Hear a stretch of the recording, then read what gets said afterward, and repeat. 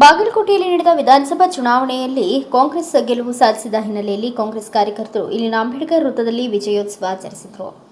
ಇಲ್ಲಿನ ಬ್ಲಾಕ್ ಕಾಂಗ್ರೆಸ್ ಅಧ್ಯಕ್ಷ ಬಸವರಾಜ ಸಂಶಿ ಮಾತನಾಡಿ, ದಿವಂಗತ ಎಚ್.ವೈ. ಮೇಟಿಯವರ ಅಕಾಲಿಕ ನಿಧನರಾದ ಕಾರಣದಿಂದ ಬಾಗಲಕೋಟೆ ಉಪಚುನಾವಣೆ ಅವರ ಮಗನಾದ ಉಮೇಶ್ ಹುಲ್ಲಪ್ಪ ಮೇಟಿ ಅವರು ಭಾರೀ ಅಂತರದಿಂದ ಗೆಲುವು ಸಾಧಿಸಿದ್ದಾರೆ. ಇಲ್ಲಿ ಹಿಂದುತ್ವದ ಒಂದು ಅಲೆ ಇತ್ತು. ಇವತ್ತಿನ ದಿನ ಏನು ತಿಳಿದಿದ್ದೇವೆ ಅಂದರೆ, ನಮ್ಮ ರಾಜ್ಯದಲ್ಲಿ ಯಾವುದೇ ತರನಾಗಿ ಜಾತ್ಯತೀತವಾಗಿ ಪ್ರಜಾಪ್ರಭುತ್ವದಲ್ಲಿ ಯಾವುದೇ ಒಂದು ಜಾತಿಗೆ ಸೀಮಿತ ಇಲ್ಲ, ಜಾತಿಗೆ ಭೇದ ಭಾವ ಇಲ್ಲ ಎಂಬುದನ್ನು ಕಂಡು ಹಿಡಿದಿದ್ದೇವೆ ಮತ್ತು ಗ್ರಾಮ ಪಂಚಾಯಿತಿ, ತಾಲೂಕಾ ಪಂಚಾಯಿತಿ ಹಾಗೂ ಜಿಲ್ಲಾ ಪಂಚಾಯಿತಿಗೂ ಕೂಡ ಅನ್ವಯವಾಗುತ್ತದೆ ಎಂದು ತಿಳಿಸಿದರು. ಇಂದು ನಮ್ಮ ಬಾಗಲಕೋಟೆ ಜಿಲ್ಲೆಯ ದಿವಂಗತ ಎಚ್.ವೈ. ಮೇಟಿಯವರ ಅಕಾಲಿಕವಾಗಿ ಮರಣ ಹೊಂದಿದ್ದ ಸಲುವಾಗಿ ಚುನಾವಣೆಯಲ್ಲಿ ಅವರ ಮಗನಾದ ಉಮೇಶ್ ಹುಲ್ಲಪ್ಪ ಮೇಟಿಯವರು ಇವತ್ತಿನ ಭಾರಿ ಒಂದು ವಿಜೃಂಭಣೆಯಿಂದ ಗೆಲುವನ್ನು ಸಾಧಿಸಿದ್ದಾರೆ. ನಮಗೇನಪ್ಪ ಅಂದ್ರೆ ಬಾಗಲಕೋಟೆ ತಾಲೂಕಿನಲ್ಲಿ ನಮಗೇನಪ್ಪ ಅಂತಂದ್ರೆ ಹಿಂದುತ್ವದ ಒಂದು ಅಲೆ ಇತ್ತು. ಇವತ್ತಿನ ದಿನ ಏನು ತಿಳಿದು ಬಂದತ್ತಪ್ಪ ಅಂದ್ರೆ, ನಮ್ಮ ರಾಜ್ಯದಲ್ಲಿ ಯಾವುದೇ ತರನಾಗಿ ಜಾತ್ಯತೀತವಾಗಿ ಇರುವಂಥ ಒಂದು ವ್ಯವಸ್ಥೆ ಕಂಡು ಬಂದಿದೆ.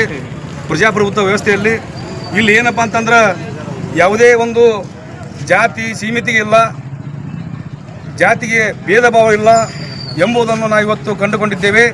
ಯಾಕೆಂದರೆ ಇಲ್ಲಿ ಜಾತ್ಯತೀತವಾಗಿ ನಮ್ಮ ಕಾಂಗ್ರೆಸ್ ಪಕ್ಷಕ್ಕೆ ಮತವನ್ನು ನೀಡಿದ್ದಾರೆ. ಆದ ನಿಮಿತ್ತವಾಗಿ ನಮ್ಮ ಉಮೇಶ್ ಹುಲ್ಲಪ್ಪ ಮೇಟಿಯವರು ಜಯವನ್ನು ಸಾಧಿಸಿದ್ದಾರೆ. ಎರಡು ಕ್ಷೇತ್ರದಲ್ಲಿ ಸಾಧನೆ ಮಾಡಿದ ಗೆಲುವನ್ನು ಸಾಧಿಸಿದಿರಿ. ನಿಮಗೆ ಗ್ಯಾರಂಟಿ ಯೋಜನೆಗಳು ಕೈ ಹಿಡಿದು ಅಂತಾಯಿತು. 100ಕ್ಕೆ 100ರಷ್ಟು ಏನು 5 ಗ್ಯಾರಂಟಿ ಯೋಜನೆಗಳಲ್ಲ, ಇವು ನಮಗೆ ಬಹಳ ಒಂದು ಉಪಯುಕ್ತವಾದಂಥ ಗ್ಯಾರಂಟಿ ಯೋಜನೆಗಳಾಗಿದ್ದಾವೆ. ದೀನ ದಲಿತರಿಗೆ, ಬಡವರಿಗೆ, ಹಿಂದುಳಿದ ವರ್ಗದವರಿಗೆ ಎಲ್ಲರಿಗೂ ಸಹ ಇದು 5 ಗ್ಯಾರಂಟಿ ಯೋಜನೆಗಳು ಬಹಳ ಉಪಯುಕ್ತವಾಗಿವೆ. ಅದರ ಒಂದು ನಿಮಿತ್ತವಾಗಿ ಸಹಿತ ನಾವು ಇವತ್ತಿನ ಜಯನ ಸಾಧ್ಯವಾಗಿದೆ. ಈ ಗೆಲುವಿನಿಂದ ಮುಂಬರುವ ಜಿಲ್ಲಾ ಪಂಚಾಯತಿ, ತಾಲೂಕು ಪಂಚಾಯತಿ, ಗ್ರಾಮ ಪಂಚಾಯತ್ ಚುನಾವಣೆಗಳು ಸಹಕಾರಿ ಆಗಲಿವೆ. 100ಕ್ಕೆ 100ರಷ್ಟು ಈಗ ಗ್ರಾಮ ಪಂಚಾಯತಿ ಮತ್ತು ಜಿಲ್ಲಾ ಪಂಚಾಯತ್ ತಾಲೂಕು ಅಷ್ಟೇ ಅಲ್ಲ, 2028ರಲ್ಲಿ ಸಹಿತ ಇವು 5 ಗ್ಯಾರಂಟಿಗಳು ಸಹಕಾರ ಆಗುತ್ತವೆ ಎಂದು ನಮ್ಮ ಭಾವನೆ ಇದೆ. ಸರ್, ಇದು 2028ರ ದಿಕ್ಸೂಚಿ ಆಗುತ್ತಿದೆಯಾ ಈ ಚುನಾವಣೆಯ ಜೈಬೇರಿ?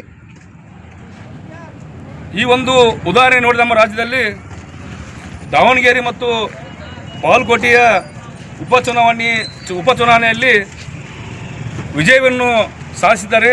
ಇದು ಏನಪ್ಪ 100ಕ್ಕೆ 100ರಷ್ಟು 2028ಕ್ಕೆ ದಿಕ್ಸೂಚಿ ಆಗುತ್ತದೆ ಎಂದು ನನ್ನ ಒಂದು ಅಭಿಪ್ರಾಯ.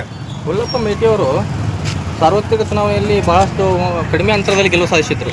ಆದರೆ ಅವರ ಮಗ ಈಗ ಒಂದು 21,000 ಮತ ಅಂತರದಿಂದ ಗೆಲುವನ್ನು ಸಾಧಿಸಿದ್ದಾರೆ. ಏನು ಅನಿಸ್ತಾ ಇದೆ? ಇದು ಏನಪ್ಪ ಅಂತಂದರೆ, ನಮ್ಮ